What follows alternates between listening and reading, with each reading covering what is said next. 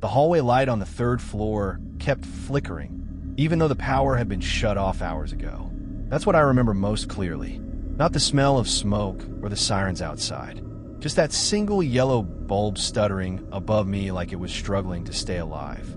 I was standing halfway up the stairwell of our old apartment building, frozen, staring at it. No electricity. Still, it blinked.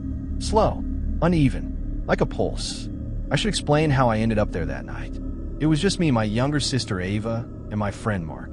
The building had been mostly abandoned for years, but we'd come back to grab the last of our stuff after the landlord finally condemned the place. My mom had already moved out. We were only supposed to be there 10 minutes. The sun had gone down faster than we expected. The air inside felt heavy and damp, like the walls were sweating. Every step echoed too long. Dust coated everything. Even our breathing sounded loud. By the time we reached the third floor, my phone had lost signal. That's when the power cut out. Everything went black at once, except for that hallway light. It hummed faintly, casting this sick yellow glow over the peeling wallpaper and water stains that looked like handprints. I remember feeling like the building was watching us, like we weren't alone anymore. Ava stayed close behind me. Mark went ahead with his flashlight. Then I noticed something that made my stomach drop. There were wet footprints on the floor, barefoot, leading away from the stairs. We hadn't made them. They looked fresh, like someone had just stepped out of a puddle and walked down the hall. The air got colder the farther we went. Not normal cold, freezer cold. My breath started fogging. Mark suddenly stopped moving. His flashlight trembled. At the end of the hallway, the door to our old apartment was open. We were sure we'd locked it months ago. The light above us flickered faster, almost frantic now. And that's when I realized there were 3 shadows on the wall. Mine, Ava's, Mark's, and a fourth one, longer, standing behind us. There was nothing there when I turned around. Just empty hallway. But the shadow stayed for a second too long before shrinking away. I felt something brush the back of my neck like cold fingers.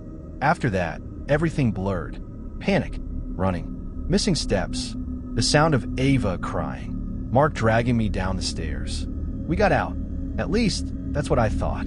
Later that night, when we were safe in my mom's new place, I checked the photos on my phone. I didn't remember taking any, but there were 3 pictures from inside the hallway. In each one, we were walking away from the camera, like someone behind us had taken them. In the last photo, the light above the 3rd floor was glowing bright, and standing between me and Ava was someone shaped like me. Same height, same jacket, facing the camera, smiling. I don't remember turning around, but I know one thing now. Only 2 of us ran out of that building, because Mark hasn't answered a single call since that night. And sometimes, when the house gets quiet, I see that same yellow flicker outside my bedroom door. This happened last October, during a camping trip I honestly didn't even want to go on. It was just me, my cousin Eric, and his friend Sam. Nothing extreme, just a cheap weekend trip to this small state forest a couple hours outside town. We'd done stuff like this before. Cook food, mess around, walk trails, head back before dark. Normal stuff. The place wasn't even that remote. There were marked paths and other campsites nearby. That's why none of this makes sense to me. Around sunset, we decided to take one last walk down a trail behind our campsite. Eric said it looped around and only took like 30 minutes. We didn't even bring much, just our phones and one flashlight. I remember joking that we'd be back before it got fully dark. But the woods get darker faster than you think. After maybe 10 minutes of walking, I stopped to fix my bootlace. Took less than half a minute. When I stood up, they were gone. Not far ahead. Not calling back. Just gone. First, I wasn't scared, just annoyed. I figured they were messing with me. Then I heard it. Whistling. 3 slow notes. Soft. Casual. Like someone bored. It came from somewhere deeper in the trees. I actually rolled my eyes because I thought it was Eric trying to creep me out. So I followed the sound. But the farther I walked, the quieter the forest got. No wind. Just my own footsteps crunching way too loud. And that's when I started feeling like something wasn't right. My flashlight passed over a tree, and I noticed these long scratches in the bark. Deep ones, like something had been dragged down it. The wood underneath still looked fresh and pale. I don't know why, but that's the moment my stomach dropped. Then the whistling happened again. Same 3 notes, closer now. Behind me, I turned fast, expecting Eric or Sam to jump out laughing. Nothing there, just trees. That's when I looked down and saw the footprints. Bare feet in the mud, big ones, long toes pressed deep. They weren't walking past me. They were circling where I'd been standing, like something had quietly walked around me while I wasn't paying attention. That's when I stopped thinking they were joking. I started moving faster, not running yet, just trying to stay calm. But the whistling kept matching me through the woods, like someone pacing me from tree to tree. Then my light flickered. When it came back on, Eric's jacket was hanging from a branch ahead.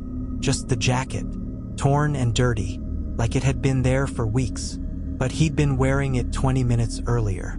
That's when I ran. Didn't care where, just toward where I thought the campsite was.